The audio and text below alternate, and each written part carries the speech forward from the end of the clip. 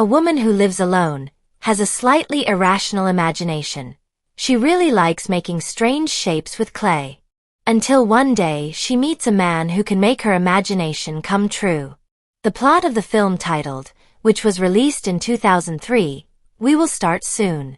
The film opens with a beautiful woman around 40 years old named Renee. She is an artist who makes clay works, but not making vases or flower vases. She prefers to make crafts with strange shapes. Who knows what her purpose is? Renee lives alone in a house located in the middle of the forest. That night outside it was raining heavily. When Renee was busy making crafts, suddenly someone came, a young man who had problems with his car. The young man's name was Marcus. He said he wanted to borrow a phone to seek help. At first Renee was hesitant about the young man, but after being explained, in the end he allowed him to come in and use the phone in his house.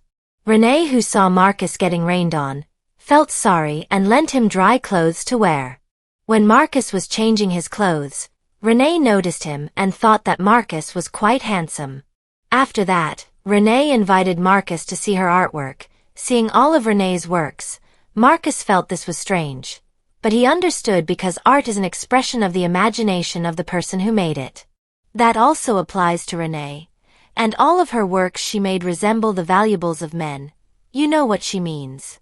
A few moments later, because she had helped Marcus, Renee asked for a reward from him. She asked Marcus to be the model for her next artwork. Renee intended to make a replica of Marcus' valuables. After Marcus agreed, Renee began to make a mold of Marcus' valuables. While waiting for the mold to dry, Renee read a book so that Marcus would maintain the position of his valuables. And a moment later, finally Renee's latest artwork was successfully created.